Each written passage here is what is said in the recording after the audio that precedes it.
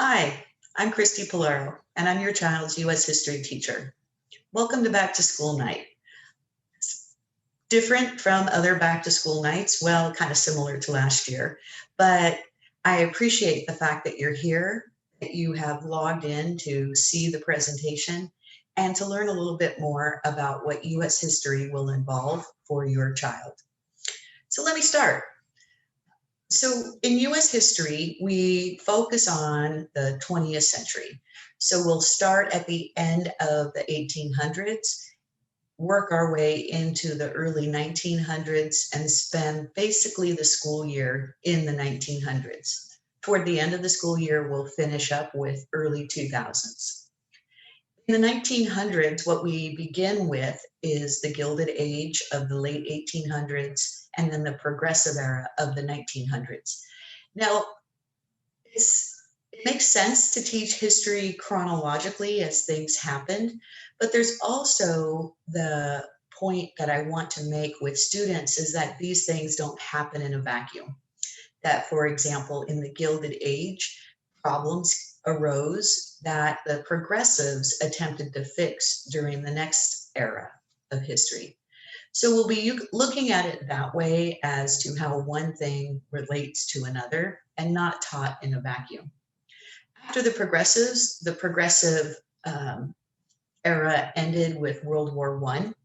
So we'll look at how the US got involved in World War I and how did that affect us at home. After World War I, the Roaring Twenties. And the Roaring Twenties is certainly a fun time to talk about. It leads into, unfortunately, the Great Depression of the 30s and then World War II. So we cover those things by the first semester, and we start second semester with our conversation of World War II. After World War II, from the resulting tension between us and the Soviet Union, we go into the Cold War. As a different unit after the Cold War, we talk about the civil rights movement of the 50s, 60s, and 70s. We'll look at Watergate. We'll take a look next at the Reagan era of the 1980s. And then to probably the unit I find the most interesting, which is the more modern history. And I don't know if modern and history used together is an oxymoron, but it's the more modern history. Yes, the stuff that I lived through. So I find that interesting for the students because either they have heard of these things or some of them even remember some of the things that we talk about in the early 2000s. So a lot of parents want to know how I grade or what opportunities are there for students to improve their grade. I offer many opportunities. So for example, on quizzes or smaller tests, students can do a retake and I take the better score. So that's one opportunity to raise their assessment category. I also allow students to raise their coursework category by revising assignments that they didn't get full credit on. And all they have to do is fix the errors. They don't have to start all over again. In addition, if students missed an assignment, they can turn it in late. I'll take a 10% penalty for it being late, but that's it. They can still earn 90% of the points. In Infinite Campus, you'll find the grade book. So I want to make sure that that's clear that Canvas is there for posting assignments and making sure that if the student is absent, they have access to the materials.